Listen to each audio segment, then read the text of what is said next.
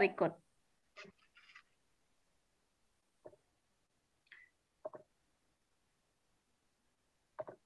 Nah, bismillahirrahmanirrahim. Assalamualaikum warahmatullahi taala wabarakatuh. Hari ini kita akan belajar mengenai bagaimana mengolah data analisis soal memakai permodelan RAS. Yang pertama, kita siapkan dulu data mentahnya berupa file Excel seperti ini. Lalu isikan jawaban dari peserta didik. Pada kolom 1 dan kolom 2 itu nomor urut, sedangkan kolom ketiga boleh dengan kode apa saja sesuai yang Bapak Ibu guru bisa wakili. Nah, kemudian kita rubah ukuran dari tabelnya sendiri, kita blok, lalu klik kanan. Boleh klik kanan, boleh dari atas, dari sini ada format. Kemudian klik kolom width, ganti dengan angka 1. Oke. Setelah tampilannya seperti ini, kemudian kita file di Save As. Di Save As, simpannya boleh tergantung Bapak dan Ibu mau menyimpannya di mana. Saya simpan di dokumen saja, di hasil analisis RAS. Nah, ini Save As tipenya kita ganti dengan format teks spasi delimit. Lalu kita beri nama, misalkan latihan saja. Atau boleh apa saja lah. Kita save. Lalu kita keluar dari Excel. Excelnya kita keluar. Kita cari data yang tadi. Saya simpan di dokumen. Hasil analisis. Lalu bentuknya seperti ini. PRN. Kita drag ke aplikasi mini step-nya. Kita lepas. Kita coba lagi loadingnya. Di enter, ini kan belum muncul tabel-tabelnya karena ini awal. Jadi kita ganti dulu ke ini di data setup-nya. Klik data setup 32 bit. Tunggu dulu proses. Nah, setelah muncul seperti ini, langkah pertama yaitu membuat judul. Misalkan dikasih judul analisis PG Teti Sumiati. Nah, lalu di name first person ini 1 diisi. Name personnya lihat tadi sampai di kolom 3. Kita isikan dengan 3. Beralih ke sebelah kanan, item first kolomnya untuk item ini diawali dari kolom nomor 4. Berarti first itemnya diisi 4. Sedangkan number of itemnya adalah jumlah soal yang kita akan analisis. Nanti diisi 20. Ini dibiarkan 1 saja. Kemudian kode ini merupakan kunci jawaban dari yang kita buat. Kalau ada 4, 4. Kalau ada 3, 3. Karena ini ada 4, A, B, C, D. Kasih tanda petik lagi. Lalu kita klik item label, enter edit. Di sini kita labeli soal. Kita namai S1 untuk soal pertama, S2 untuk soal kedua, dan seterusnya. Di sini. S5, S6, S7, S8, S9, S10, S11, S12, S13, S14, S15, S16, S17, S18, S19, S20. Setelah selesai 20, kita klik item labelnya, oke. Setelah itu kita refresh. Nah, di sini. Lalu masukkan MCO scoring key untuk kunci jawaban dari soal yang Bapak Ibu pilih. Kita isi diacak saja. Nah, bisa di sini kita masukkan, tinggal di enter.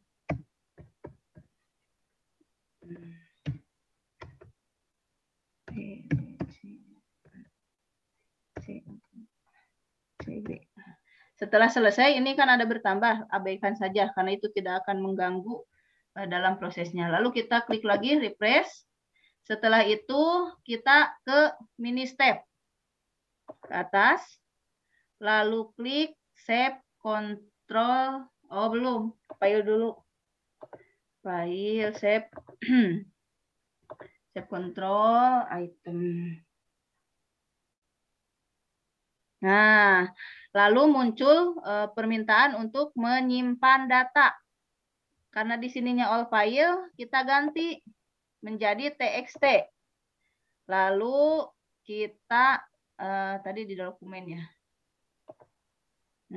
Hasilnya kita save lagi di sini. Save. Setelah itu yes. Nah, ini muncul seperti ini, di enter. Kalau muncul seperti ini artinya datanya sudah bisa kita olah. Nah, kalau sudah, menuju ke menu baru di sini, klik output tabel. Lalu kita pilih yang nomor 1. Nah, kita tunggu sampai muncul map person dan map item. Nah, di sini ada terlihat di sebelah kiri itu adalah person, siswa. Ternyata di sini kan siswanya itu di rentang abilities-nya, measure-nya di sini logitnya di bawah di 0. Untuk membaca item ini, map item S11 ini, S10 dari S10 maaf, dari atas S10 ini termasuk soal yang sukar. Kenapa? Karena ini berada di rentang di atas. Jadi bisa kita deskripsikan seperti ini.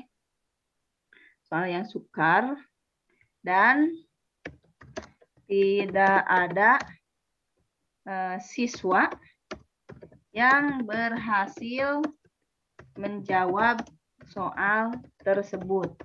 Nah, karena dilihatnya dari sini, ini kesulitannya di atas, kategorinya kategori sulit, tetapi di sebelah personnya tidak ada siswa yang mampu menjawab pertanyaan tersebut. Sama halnya dengan S11 dan S5. Soal nomor 11 dan nomor 5 pun sama kategorinya, tetapi tidak ada siswa yang tidak bisa menjawabnya. Lalu kita ke bawah. Ini untuk pendeskripsian sama saja. Kita contohkan secara umumnya saja. Nah, di sini terlihat ada S9. Karena ini kan mudah. Ini sangat mudah. Kemudian yang ini sulit, yang ini sangat sukar tentang itu. Nah, untuk jawaban untuk soal S12, S2, S8, S5, S11, S10, dan S15 itu tidak ada satu orang pun siswa yang berhasil menjawabnya. Itu di deskripsinya seperti itu. Kemudian untuk S9 ini kategorinya masih sulit karena di atas mudah. Ya, di atas mudah. Dan yang berhasil menjawab soal nomor 9 itu adalah siswa nomor 22P dan 40G. Jadi untuk soal S9 termasuk kategori mudah dan yang dapat menjawab adalah siswa 22P, siswa 22P dan 40G. Seperti itu. Kemudian ke bawah ini juga sama pendeskripsiannya. Jadi kita ulangi lagi sama teorinya seperti itu. Jadi untuk soal nomor 4, siswa mana saja yang ini saja yang bisa menjawabnya. Kemudian untuk yang seperti ini misalkan S14, kalau yang di atas artinya ini kan yang sejajar bisa menjawab. Yang di atas pun ini kemungkinan bisa menjawab. karena soalnya itu berada di bawahnya. Sedangkan untuk misalkan S14 untuk siswa 38G itu tidak bisa menjawab karena posisinya itu ada di bawah, tidak sejajar. Jadi kemungkinan untuk yang menjawab itu adalah yang sejajar atau yang berada di atasnya. Kalau yang di bawahnya itu sudah dipastikan siswa tersebut tidak bisa menjawab pertanyaan yang diberikan. Kalau tadi S10 adalah soal yang sukar, semakin ke bawah artinya semakin mudah. Ya, di sini S3 itu adalah kategori yang paling mudah. Kemudian siswa yang paling sedikit jawaban yang betulnya itu adalah siswa 26G. Jadi kalau mendeskripsikan kita bisa langsung dari atas ke bawah. Jadi untuk yang tertinggi, yang paling sukar, untuk siswa yang paling banyak menjawab, yang paling banyak betulnya yaitu 22P dan 40G. Sedangkan siswa yang paling sedikit menjawabnya adalah 26G. Untuk soal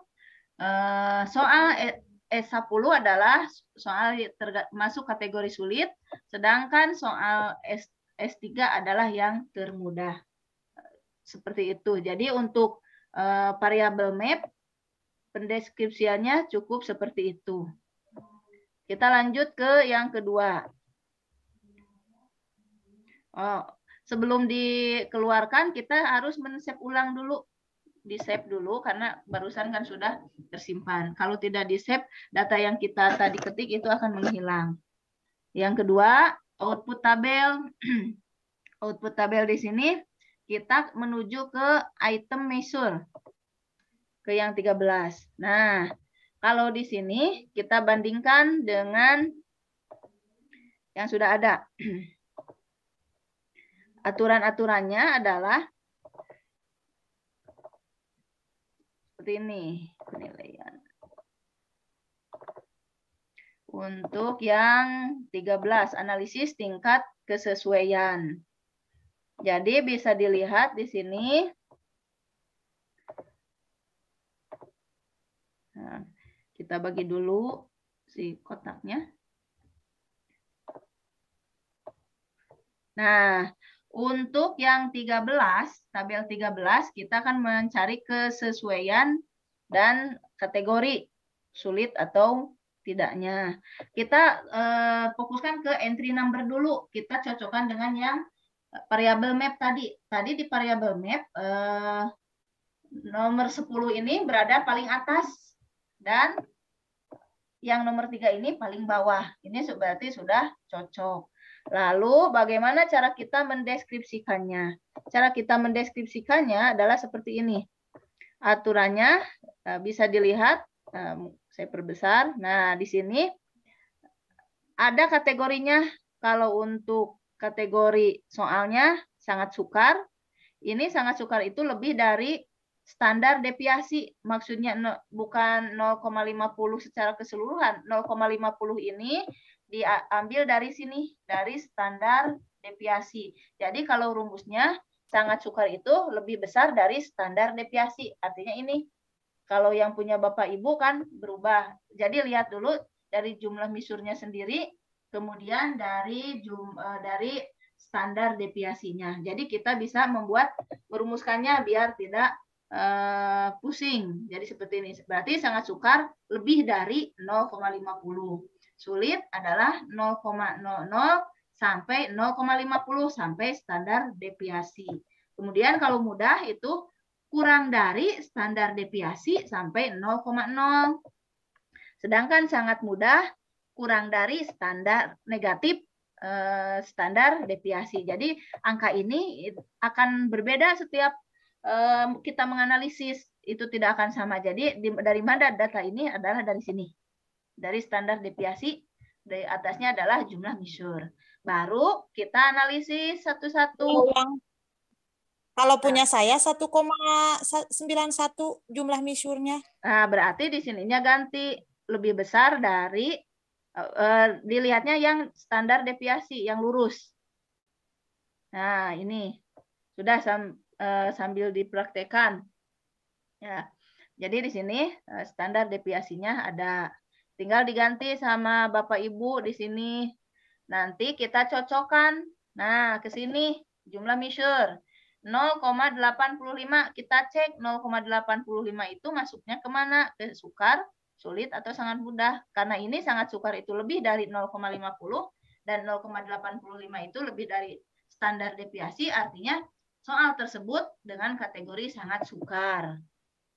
Nah, kemudian yang lainnya sama. Jadi satu-satu kita lihat ke sini. Apakah ini lebih dari ini? Nah, apakah jumlah misur per item soal itu lebih besar, lebih kecil, atau sama dengan standar deviasi? Baru kita bisa menentukan kategori untuk soal-soal untuk kategori soal ini.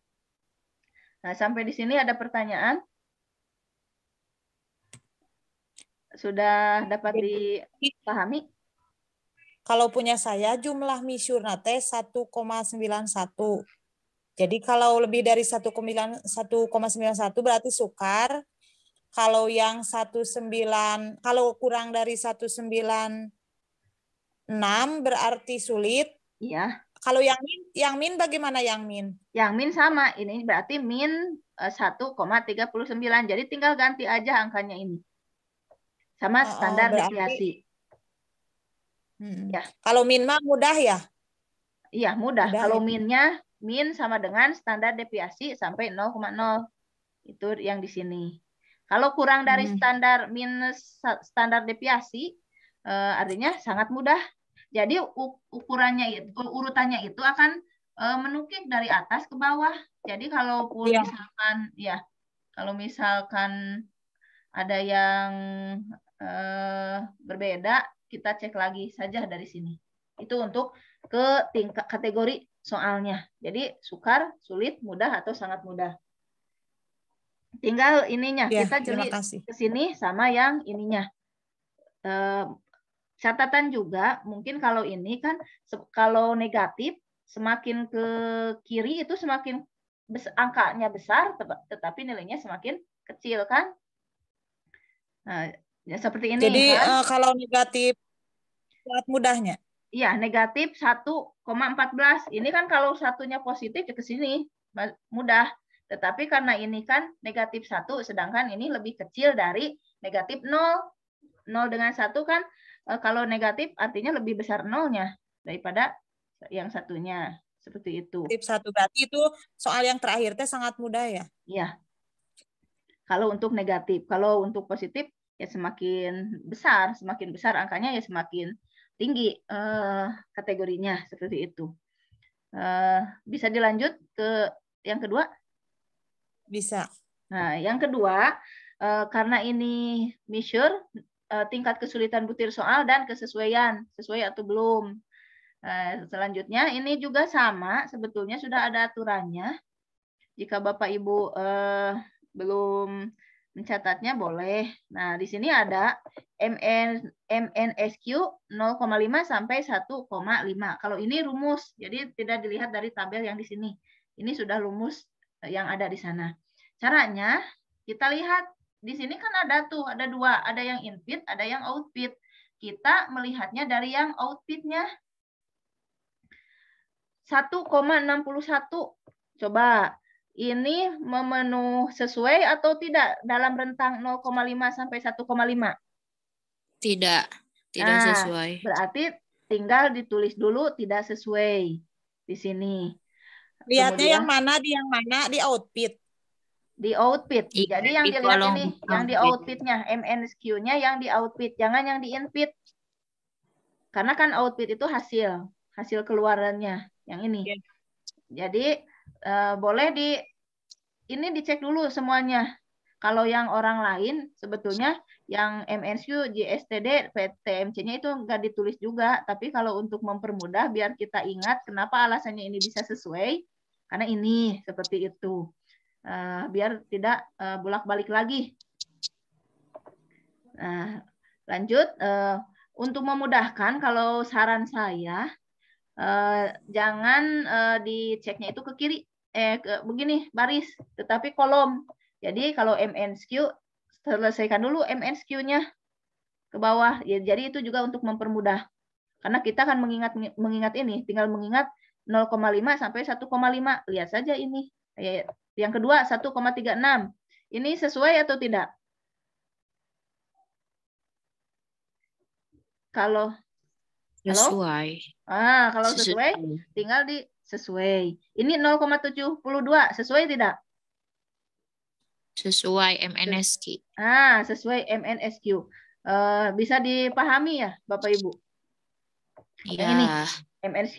Nah, kemudian yang kedua yaitu ZSTD. Kalau ZSTD rentangnya negatif 2 sampai 2. Kita lihat yang mana? Yang ini. Negatif 2 sampai 2. 1,98 masuk rentang tidak?